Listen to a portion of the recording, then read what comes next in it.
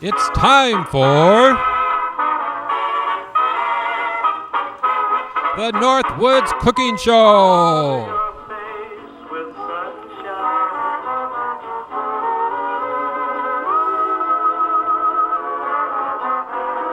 Starring Uncle Roy and Miss Callie, the troublemaking dog.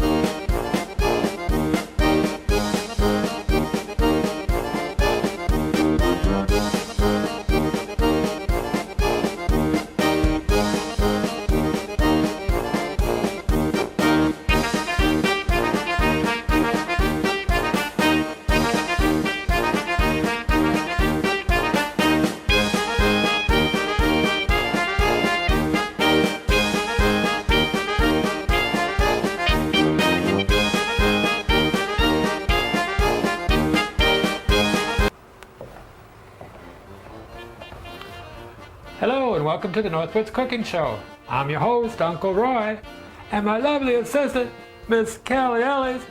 She's downstairs napping. Oh, she's tired. Oh, yeah, she is.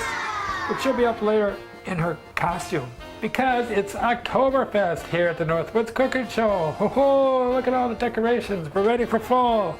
And it's time to start cooking up some of our favorite German dishes again. Last year we had some fun doing those too. And this year we're going to be making some Wiener Schnitzel. And instead of using veal, we're just going to be substituting the pork for it too, the boneless pork chops. And we're also going to be making a German potato salad. Now I did that before too last year, I think it was, or the year before, German potato salad. And this is a different recipe, so it's going to be a little spin on the old, something new, but still a German potato salad, which is, I love hot German potato salad. And so first of all, for this one then, we're just going to take 4 strips of bacon and just fry these up in the pan. And you want this on a medium heat, because we don't want to burn it.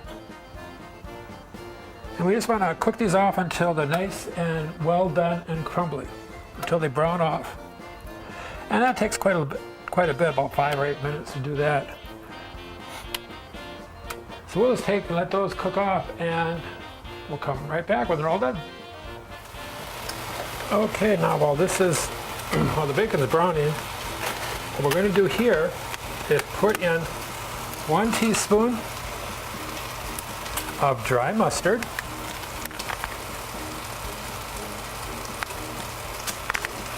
put this right into the cup here, along with 1 teaspoon of water.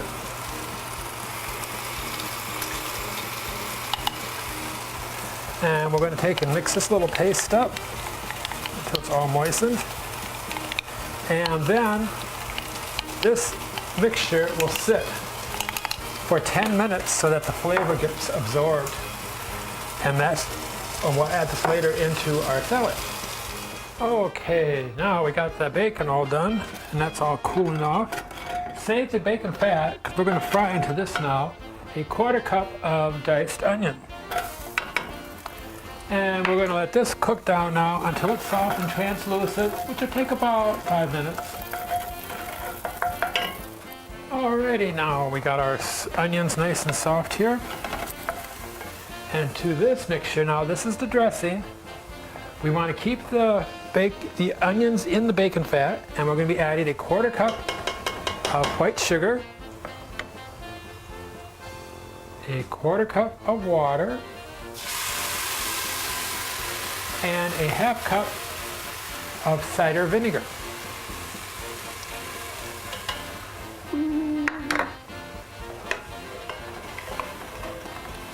And we'll just let this mixture come to a boil, and then we'll just let it simmer for a few minutes. That smells good. Oh, and we need to add the mustard paste to that too. Can't forget that.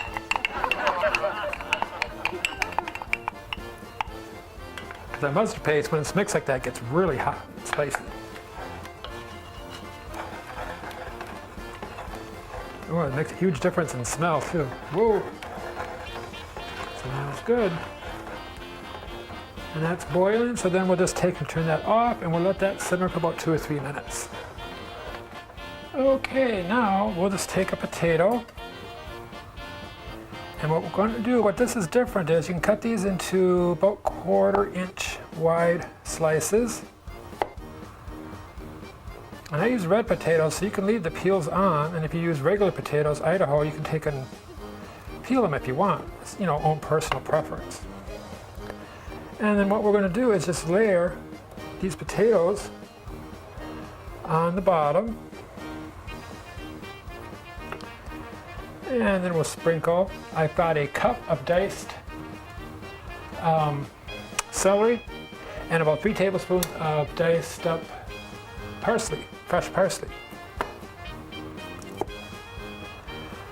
And we can just cut these potatoes, layer these pieces on the bottom of your dish. Or another way is to do these into individual bowls. So you could use like 4 bowls, and then you can just slice potatoes in the bottom of each of your bowls individually. You want to cover up the bottom of the dish. Then we're going to use 1/2 of the celery and sprinkle that all over, or individually take 1/2 cup, 1/4, so it'd be 2 tablespoons of diced celery into each bowl then. I'm making one big large salad. And then we'll sprinkle with 1/2 of the parsley.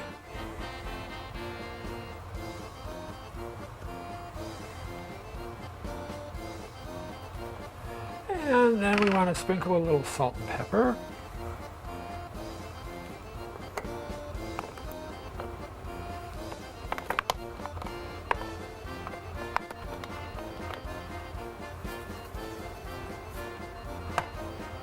And then we pour on a little bit of our dressing. This gets drizzled right over the top.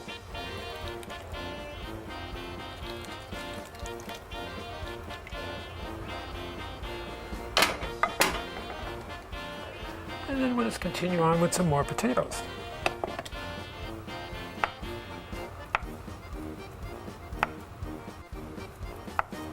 Now this salad isn't the traditional really hot potato salad, German potato salad that we're used to. This is a different version.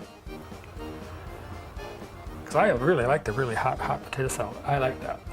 So this is just something new I'm trying. And you can let this, after we make this layers, you can let this sit for about 30 minutes.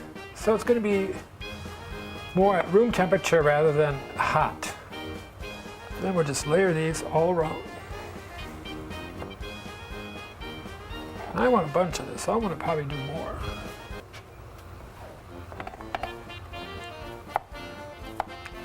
And then we just cover this up with the remaining celery.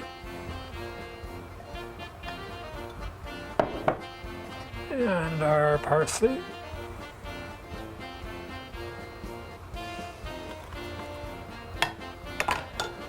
And then we pour the final dressing all over the top of this.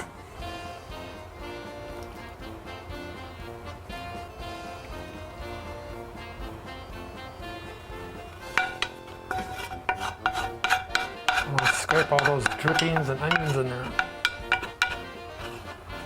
I remember growing up, this is the kind of stuff food my dad just loves. But his father and my other grandfather, they're all half German. Love this stuff. Everything had to be cooked in bacon fat. They all had heart attacks and died in their 40s and 50s. You wonder why all the cholesterol blocking the arteries. Hello. Of course, they didn't know about healthy eating back then. But I love this stuff myself too. But in moderation, you know, I usually eat it maybe once, twice a year.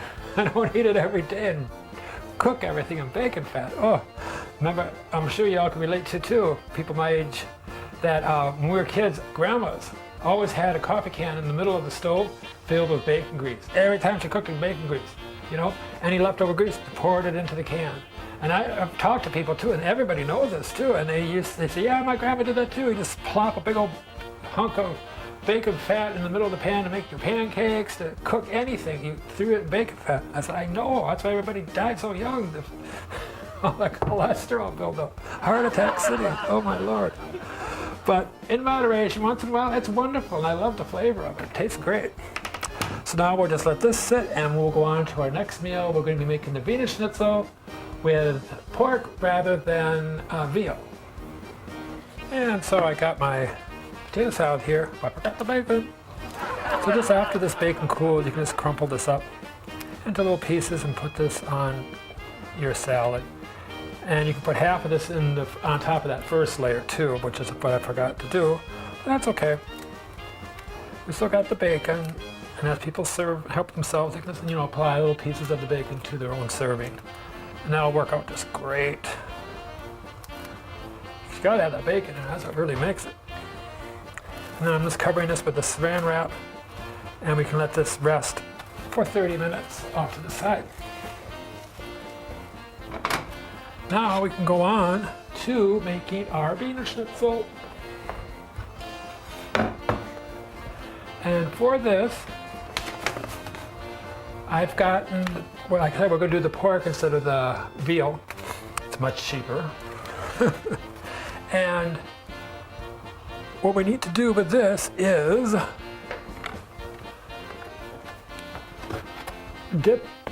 we want to dip our pork into the flour.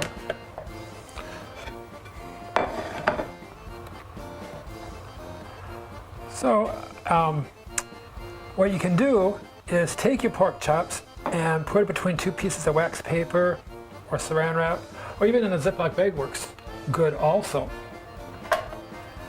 And you can just take and pound them out really thin. Now this is the pork, and I already took and bought this already in thin slices, so I don't have to pound it out really. We just want to take and coat both sides with flour. And the thinness is going to make it cook up quicker. Oh, I heard a little Wiener Schnitzel. I heard the little Wiener dog. Callie, Alex, come here. I got treats. Oh, what's that? Come here. Callie, come here. I can hear her. Callie, come here. Samples. Oh.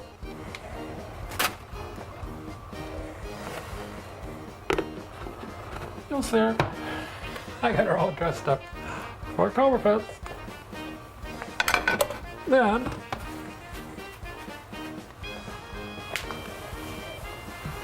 we're going to take and make a dry breadcrumb batter and an egg batter too. So now for the wet part, we need 3 2 eggs. Okay, so now we got the pork all floured on both sides, and next we're going to do the liquid. So in here we have 2 eggs, along with a teaspoon of parsley flakes,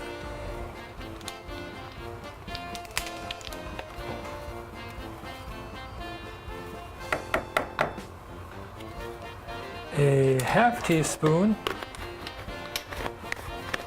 of the kosher salt. Let's see. And a 1/4 teaspoon of black pepper.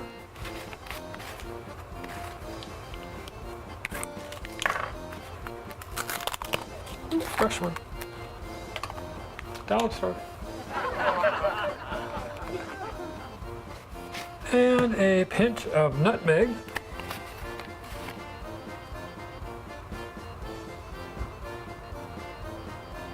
Just 1/8 of a teaspoon.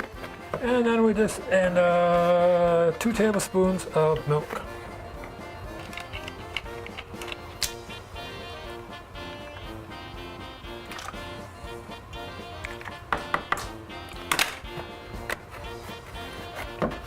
And we mix this all together. And we get out a frying pan, a bigger, wider one here. And you don't want to have anything on high. You don't want to, burn everything and all that kind of stuff, Also my grandma, she cooked everything on high. She had an electric stove. She cooked everything on high because she wanted to heat up quicker. And by the time it heated up, she wouldn't turn it off because she'd forget about it, and it just burned everything. She was not a good cook. Not my traditional grandmothers. No, not mine. Oh no, she was not a good cook at all. She had just a couple of things she could do good. That was it. Anyway, so now we'll just take and put a little bit of vegetable oil in the bottom of our pan. Let this heat up. Oh, all done, Callie Ellis. Where's my wiener dog? Get up here.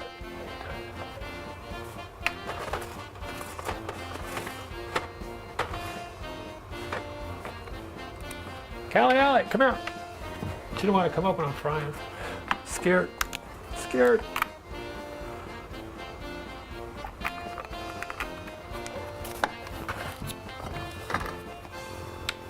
But when the food's done, she knows it. I don't know how, but when it's done, she knows it, and she'll be right up here. Then we need a cup of breadcrumbs. And this we can put right on into another plate.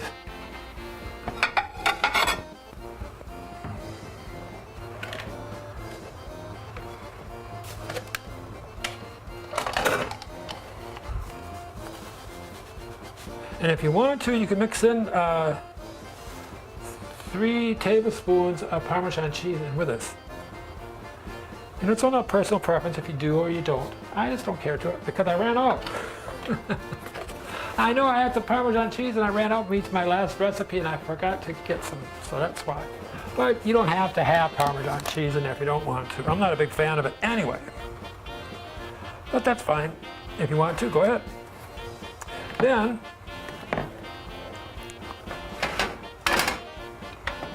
we'll just take our floured pork chops, dip it in the milk mixture, and then press it into the breadcrumbs. One wet, one dry. So this is always going in the wet, and this one will keep dry. And just pat that on, and then we'll just fry these up.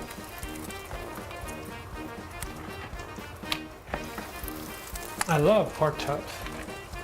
When I was in church in Minneapolis, downtown, I love that church, but it dispersed because of budget problems. A lot of those in-town churches closed down.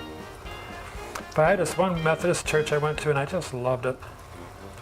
And this one little old lady, she was always giving me recipes, and I know I've got it somewhere, but she had a fabulous recipe with her pork chops with raisins and apples and dredged and cooked with it. I thought, oh, that ever sound good. She gave me a lot of recipes. That's one thing I'm going to do when I'm over in Paris, which is 2 weeks after the taping of the show. I'll be over there September 10th through the 25th. And I'm taking 4 baking classes, 4 cooking classes. Oh, I can't wait, I'm all excited. Then when I get back, I'll take and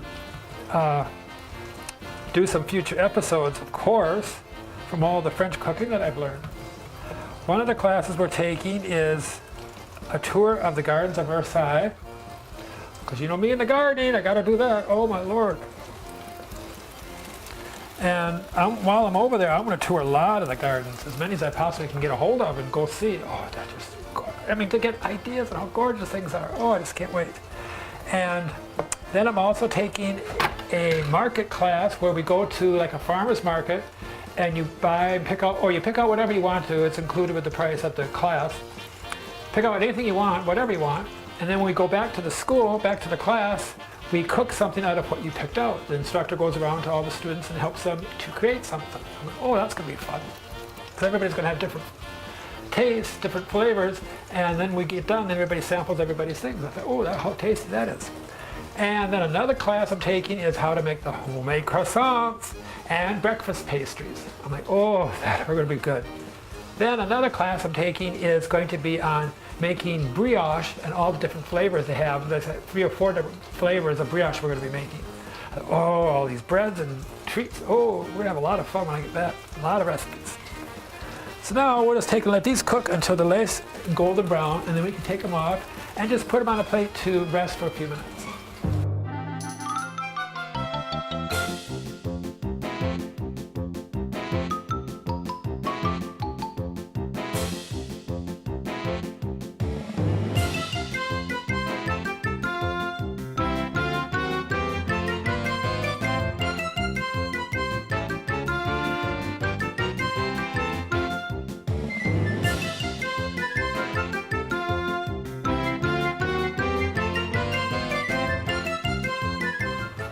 And then this is our lovely Octoberfest dinner. Ho ho, that look good.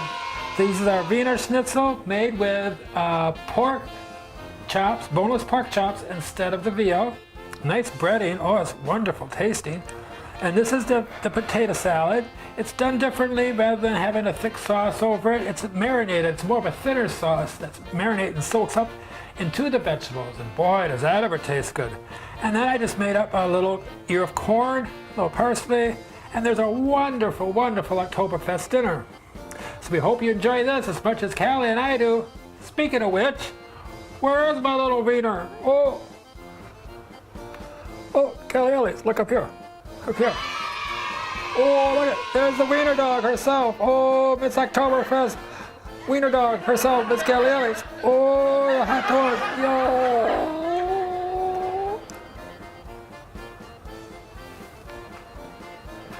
Oh, Callie Ellis, are you ready for the samples?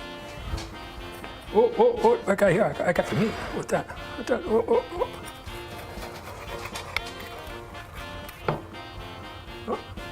Get in position, sit pretty. Say happy Oktoberfest, everybody. Oh, yeah. Let's see who brought us this week, Miss Callie Ellis. You ain't nothing but a hound dog. Oh, another treat. Open up the mailbox. Okay. Oh, another treat. Oh, sit. Oh, shake the paws. Oh, nice.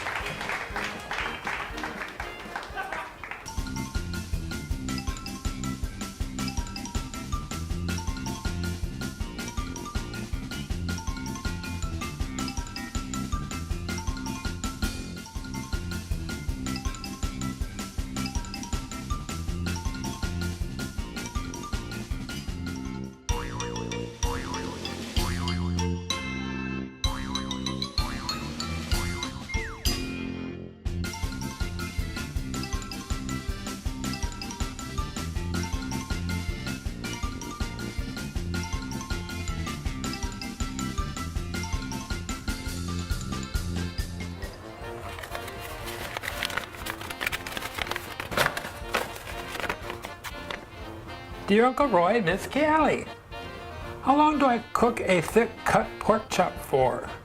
Signed, Ted of... What glasses coming? Brooklyn Park, Minnesota.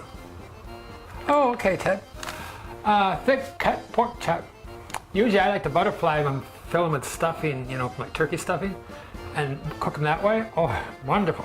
Anyway, a thick cut pork chop takes a while to cook, and you want to keep it on medium to medium high unless you're grilling outdoors.